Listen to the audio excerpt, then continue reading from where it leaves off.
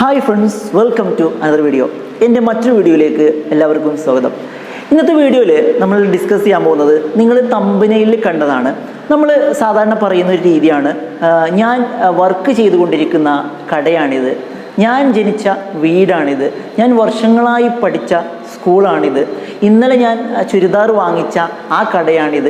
ഇങ്ങനെയൊക്കെ നമ്മൾ പറയാറുണ്ട് അല്ലേ. ഞാൻ ജനിച്ച വീടാണിത്, ഞാൻ ഒരുപാട് കാലമായി വർക്ക് ചെയ്തുകൊണ്ടിരിക്കുന്ന കടയാണിത്, ഞാൻ പണ്ട് ജോലി ചെയ്ത സ്ഥാപനമാണിത്, ഞാൻ പഠിച്ച സ്കൂളാണിത്. ഇങ്ങനെയൊക്കെ നമ്മൾ ഓരോരോ സ്ഥാപനങ്ങളെ, സ്ഥലങ്ങളെയൊക്കെ കാണുമ്പോൾ നമ്മൾ സ്ഥലങ്ങളെ കാണുന്ന സമയത്ത് നമ്മൾ പരിചയപ്പെടുത്തി കൊടുക്കാറുണ്ട്. ഫ്രണ്ട്സിനാണെങ്കിലും അല്ലെങ്കിൽ റിലേറ്റീവ്സിനാവാം, ഭാര്യയ്ക്കാവാം, മക്കൾക്കാവാം നമ്മൾ കാണിച്ചു കൊടുക്കാറുണ്ട്, പറഞ്ഞു കൊടുക്കാറുണ്ട്, അറിയിച്ചു കൊടുക്കാറുണ്ട്. എന്നാൽ ഇത്തരം കാര്യങ്ങൾ നമ്മൾ ഇംഗ്ലീഷിൽ സംസാരിക്കുകയാണെങ്കിൽ എങ്ങനെയാണ് സംസാരിക്കുന്നത്? ഞാൻ ജനിച്ച വീടാണ്, ഞാൻ പഠിച്ച സ്ഥാപനമാണ്, ഇങ്ങനെയൊക്കെ നമ്മൾ എങ്ങനെയാണ് ഇംഗ്ലീഷ് പറയുന്നത്? വളരെ സിമ്പിളായൊരു കാര്യമാണ്. എന്നാൽ കൂടിയും അറിയാത്ത ഒരുപാട് ആളുകൾ ഉണ്ടാവാം, ഇതറിയാൻ ആഗ്രഹിക്കുന്ന ഒരുപാട് ആളുകൾ ഉണ്ടാവും. അത്തരത്തിലുള്ള ആളുകൾക്ക് വേണ്ടിയിട്ടാണ് ഞാൻ വീഡിയോ ഡെഡിക്കേറ്റ് ചെയ്യുന്നത്. അപ്പോൾ എന്തായാലും നമുക്ക് വീഡിയോയിലേക്ക് പോകാം. അതിനു മുമ്പായി സാധാരണ പറയുമ്പോൾ തന്നെയാണ്, നിങ്ങൾ ഈ വീഡിയോ ഇപ്പോൾ തന്നെ നിങ്ങൾ ലൈക്ക് ചെയ്യുക, നിങ്ങളുടെ അഭിപ്രായങ്ങളൊക്കെ നിങ്ങൾ കമൻറ്റ് ബോക്സിൽ രേഖപ്പെടുത്തുക. ആദ്യമായിട്ട് കാണുന്ന ആരെങ്കിലും ഉണ്ടെങ്കിൽ ചാനൽ സബ്സ്ക്രൈബ് ചെയ്യാൻ നിങ്ങൾ മറക്കരുത്. ഓക്കെ, അപ്പോൾ നമുക്ക് എന്ത് ചെയ്യാം, വീഡിയോയിലേക്ക് പോവാം.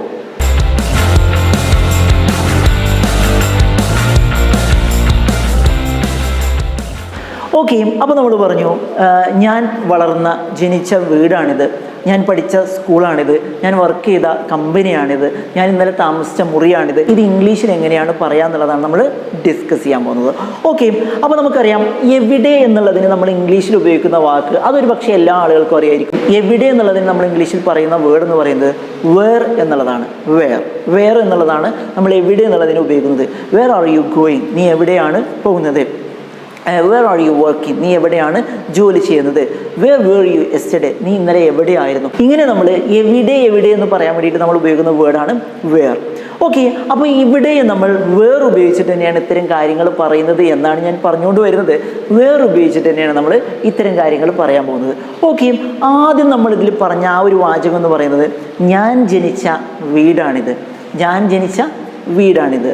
ജനിക്കുക എന്നുള്ളതിന് ബോൺ എന്നാണ് പറയാൻ നമുക്കറിയാം, വീട് എന്നുള്ളതിന് ഹൗസ് എന്നാണ് പറയാൻ നമുക്കറിയാം, ഞാൻ എന്നുള്ളതിന് ഐ എന്നാണ് പറയാമെന്ന് നമുക്കറിയാം. ഇതിലിപ്പോൾ കിട്ടാത്തതൊന്നുമില്ല, പക്ഷേ ഇതൊക്കെ കണക്ട് ചെയ്തിട്ട് നമ്മൾ ഞാൻ ജനിച്ച വീടാണിത് എന്ന് പറയണം. ഇങ്ങനെ പറയുമ്പോഴാണ് പല ആളുകൾക്കും പ്രയാസം എന്നുള്ളത് കൊണ്ടാണ് നമ്മളിന്ന് ഈ വീഡിയോ ചെയ്യാൻ ഉദ്ദേശിച്ചത്. ഓക്കെ, അപ്പോൾ എങ്ങനെയാണിത് പറയുന്നത്? ഞാൻ ജനിച്ച വീടാണിത്, ഞാൻ ജനിച്ച വീടാണിത്. വളരെ ശ്രദ്ധിച്ച് കേട്ടുള്ളൂ, ഇവിടെ ഉണ്ട്, കാണാൻ നിങ്ങൾക്ക്. ഇങ്ങനെയാണിത് പറയുന്നത്. This is the house where I was born. This is the house where I was born. This is the house, ഇതാണ് വീട്. എല്ലാവർക്കും അറിയില്ലേ? ദിസ് ഈസ് ദ ഹൗസ്, ഇതാണ് ആ പറഞ്ഞ വീട്. ഏത്, എവിടെയാണോ ഞാൻ ജനിച്ചത് ആ വീടാണിത്. എവിടെയാണോ ഞാൻ ജനിച്ചത് എന്ന് ചോദിക്കുമ്പോൾ ഞാൻ എവിടെയാണ് ജനിച്ചതെന്ന് എനിക്കറിയാത്തതുകൊണ്ടല്ല, അതൊരു രീതി അങ്ങനെയാണ്. എവിടെയാണോ ഞാൻ ജനിച്ചത് ആ വീടാണിത് എന്നാണ് ഇതിൻ്റെ കറക്റ്റ് മലയാളം എന്ന് പറയുന്നത്. This is the house where I was born. This is the house where I was born. അങ്ങനെ പറഞ്ഞാൽ കൃത്യമായ മലയാളം എന്ന് പറയുന്നത് ഇങ്ങനെയാണ്, എവിടെയാണോ ഞാൻ ജനിച്ചത് ആ വീടാണിത് എന്നാണ്. അത്രയ്ക്ക് അങ്ങോട്ട് നിങ്ങൾ ഭയങ്കര സാഹിത്യപരമായിട്ടും സംസാരിക്കേണ്ട ആവശ്യമില്ല. ഞാൻ ജനിച്ച വീടാണിത് എന്നുള്ളതിനും നമ്മൾ ഇങ്ങനെ തന്നെയാണ് പറയുന്നത്. ഒരു തവണ അവിടെ പറയാം, this is the house where I was born. ഇങ്ങനെയാണ് അത് പറയുന്നത്. ഓക്കെ, ഇനി ഇതേ രീതിയിൽ തന്നെയാണ് നമ്മൾ മറ്റുള്ള കാര്യങ്ങളൊക്കെ പറയാൻ പോകുന്നത്. ഓക്കെ, അതുപോലെ നമ്മൾ പറഞ്ഞൊരു വാചകം എന്ന് പറയുന്നത് ഇങ്ങനെയാണ്. ഇപ്പോൾ എല്ലാ ആളുകൾക്കും പറയേണ്ടി വരുന്ന ഒരു കാര്യമാണിത്.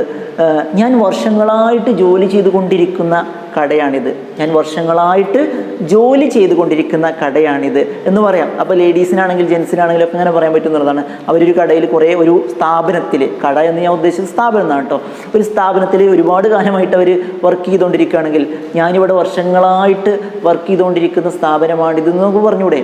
വർഷങ്ങളായിട്ട് ഞാൻ വർക്ക് ചെയ്തുകൊണ്ടിരിക്കുന്ന സ്ഥാപനമാണ്. എങ്ങനെയാ പറയാ?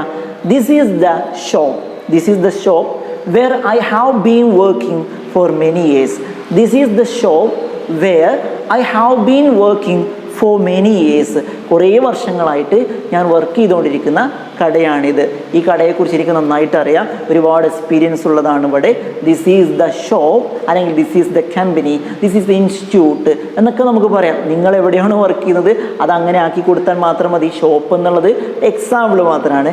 This is the company, this is the institute, this is the shop where I have been working for many years. I have been working for many years എന്ന് പറഞ്ഞാൽ ഞാൻ ഒരുപാട് കാലമായിട്ട് വർക്ക് ചെയ്തുകൊണ്ടിരിക്കുന്ന എന്നർത്ഥം കിട്ടാൻ വേണ്ടിയിട്ടാണ് I have been working for many years എന്ന് പറഞ്ഞത്. She has been working for many years എന്ന് പറഞ്ഞാൽ അവൾ ഒരുപാട് കാലമായിട്ട് ജോലി ചെയ്തുകൊണ്ടിരിക്കുന്ന എന്നുള്ള അർത്ഥമാണ്. She has been working for many years എന്ന് പറഞ്ഞാൽ അവൾ ഒരുപാട് കാലമായിട്ട് ജോലി ചെയ്തുകൊണ്ടിരിക്കുന്ന. I have been working for many years എന്ന് പറഞ്ഞാൽ ഞാൻ ഒരുപാട് കാലമായിട്ട് ജോലി ചെയ്തുകൊണ്ടിരിക്കുന്ന എന്നാണ് അർത്ഥം. അപ്പോൾ ഒരിക്കൽ കൂടെ പറയാം, this is the shop where I have been working for many years. ഇനിയിപ്പോൾ അങ്ങനെയല്ല, ഞാൻ ജോലി ചെയ്തുകൊണ്ടിരിക്കുന്ന ഒരു കടയല്ല കാണിച്ചു കൊടുക്കുന്നത്, ഞാൻ മുമ്പ് ജോലി ചെയ്തുകൊണ്ടിരുന്ന ഒരു കടയെക്കുറിച്ചാണ് പറയുന്നത്. നമ്മളിങ്ങനെ പോകുന്ന വഴിക്ക് പണ്ട് നമ്മൾ ജോലി ചെയ്തൊരു സ്ഥാപനം കാണുകയാണ്. കാണുന്ന സമയത്ത് നമ്മൾ കാറിൽ ഇരുന്നു കൊണ്ട് നമ്മൾ കാണിച്ചു കൊടുക്കുകയാണ്, നമ്മുടെ ഫ്രണ്ടിനോ അല്ലെങ്കിൽ ഭാര്യക്കോ മക്കൾക്കോ കാണിച്ചു കൊടുക്കുകയാണ്. ആ കാണുന്ന കട കണ്ടോ, ആ കട ഞാൻ പണ്ട് വർക്ക് ചെയ്ത കടയാണ്, ഞാൻ ജോലി ചെയ്ത കടയാണിത്, ഞാൻ പണ്ട് ജോലി ചെയ്ത സ്ഥാപനമാണിത്. എങ്ങനെയാണ് പറയാം, ചെറിയ വ്യത്യാസമുണ്ട്. ഞാൻ ജോലി ചെയ്തുകൊണ്ടിരിക്കുന്ന സ്ഥാപനമാണിതെന്ന് പറയുന്നതും ജോലി ചെയ്ത സ്ഥാപനമാണിതെന്ന് പറയുന്നതും രണ്ടാണ്. ജോലി ചെയ്ത സ്ഥാപനമാണെന്ന് പറയണമെന്നുണ്ടെങ്കിൽ പണ്ട് ചെയ്തു പോയ കാര്യമായിരിക്കണം. ജോലി ചെയ്തുകൊണ്ടിരിക്കുന്ന എന്ന് പറയണമെന്നുണ്ടെങ്കിൽ ഇപ്പോൾ ആ കമ്പനിയിൽ ജോലി ചെയ്യുന്ന ആളായിരിക്കണം. അപ്പോൾ ഇങ്ങനെയാണ് പറയുന്നത്, this is the shop where I was working. This is the shop where I was working. ഞാൻ പണ്ട് ജോലി ചെയ്ത കടയാണിത്.